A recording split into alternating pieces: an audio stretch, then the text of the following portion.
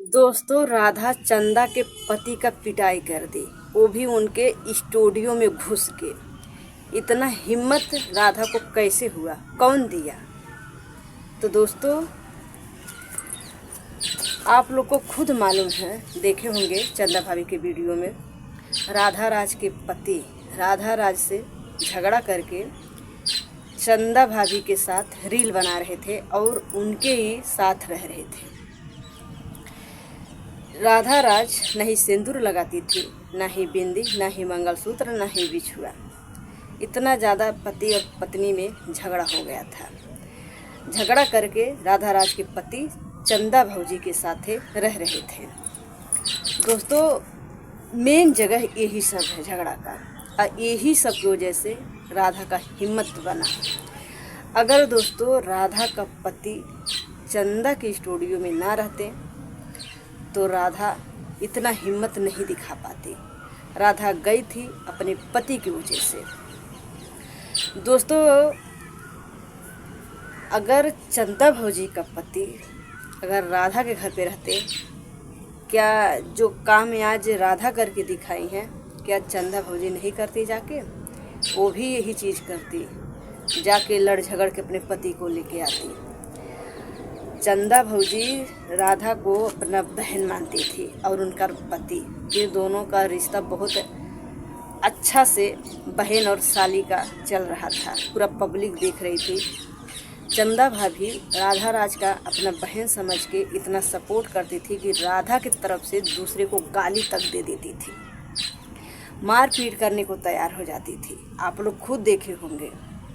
राधा की वजह से चंदा भौजी गोरखपुरिया भौजी के लड़की लोग को गाली दिलवाई थी और गाली दी थी राधा की वजह से।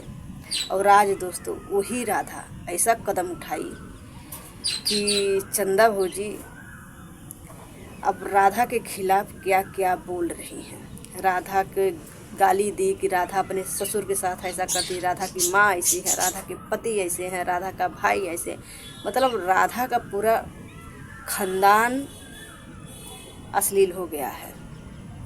और जब तक उनके स्टूडियो में राधा नहीं पहुंची थी तब तक वो राधा बहन थी, वो राधा संस्कारी घर का थी, अच्छा थी। और जैसे स्टूडियो पे जाके मारपीट हुआ तब से राधा का पूरा खानदान अश्लील हो गया है। दोस्तों, गोरखपुरिया भौजी बार बार समझा रही हैं फ़ोन करके, वीडियो के ज़रिए, कि बस अब ये सबके मैटर में वीडियो मत बनाइए, झगड़ा को ख़त्म करिए। लेकिन नहीं, काहे माने? उनको तो ये दिखाई दे रहा है कि राधा हमारे पति को कॉलर पकड़ ली, राधा हमारे स्टूडियो को तोड़ फोड़ करने आई थी, राधा गुंडा लेके आई थी, राधा हमारे स्टूडियो को बदनाम करने के लिए आई थी। मैं चंदा भौजी आपसे कह रही हूँ कि अगर आप उनके पति को ना रखी होती ना तो आपके स्टूडियो में राधा का हिम्मत नहीं होता ये सब कांड करने का। लेकिन हिम्मत आप दे दी है। उनके पति को आप अपने साथ रख के बहुत बड़ा गलती कर दी। उनके पति जब आपके घर पे गए, मानती हूँ कि आप नहीं बुलाई थी, जब उनके पति आपके स्टूडियो में गए तो उनको तो दोनों पति और पत्नी को, जब आप बहन मानती हैं तो उनको समझा देना चाहिए। अगर समझ जाते, साथ में रहते तो ठीक रहता। नहीं समझते तो आप दोनों को अपने नज़दीक नहीं जाने देती, ना ही राधा को, ना ही राधा के पति को। आप यही गलती की कि राधा के पति को अपने घर पे रखी। उसी चीज़ का जो झगड़ा का जगह है वही जाके राधा की।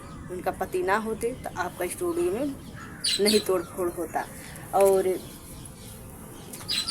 जब आप कह रही हो कि मेरे स्टूडियो को बदनाम करने की कोशिश की, जब आप ऐसे ऐसे लोगों को रखोगी अपने स्टूडियो में तो स्टूडियो बदनाम होगा करेगा। जब अच्छे लोग को रखोगी तो अच्छा ही इज्जत होगा ना। कहते हैं ना कि जो जिस जैसे का संगरी करता है वैसा उसको ज्ञान मिलता है। तब जैसे जो रहेगा उसको रखोगी, उसके हिसाब से स्टूडियो का इज्जत होगा। अगर आप उनके पति को ना रखी होती तो ये दिन देखने को नहीं मिलता। और आप जो बार बार गोरखपुरिया भौजी का नाम लेके सफाई दे रही हो ना, तो गोरखपुरिया भौजी के बहुत अच्छी तरीक़ा से पता है आपके भी बारे में और राधा के भी बारे में।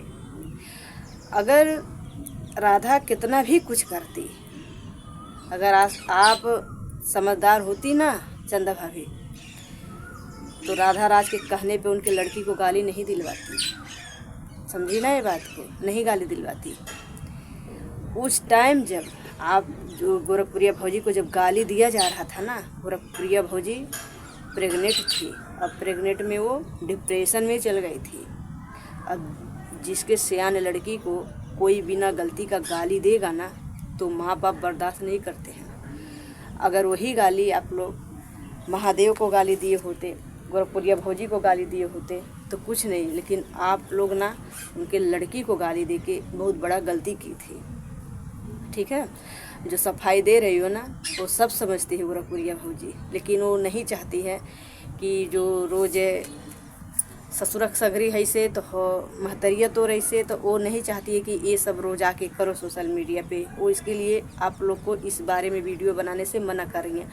राधा राज के खुद फ़ोन में समझाई। और अभी देखिए दोस्तों, जब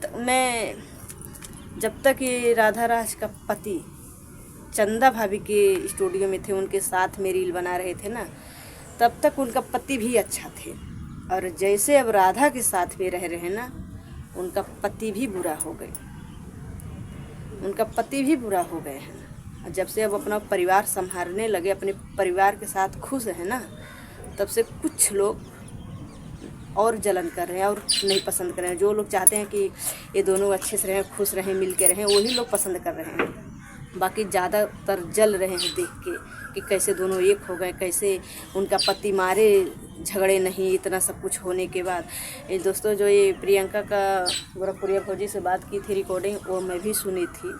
मैं नहीं कह रही हूँ कि राधा बहुत दूध की धूली में बहुत अच्छी है, उनका भी जो सच्चाई है उनका भी पूरा पब्लिक सुनी, पूरा पब्लिक देखी कि राधा राज क्या चीज़ है। उनके भी बारे में सबको अच्छी तरीके से पता चल गया है।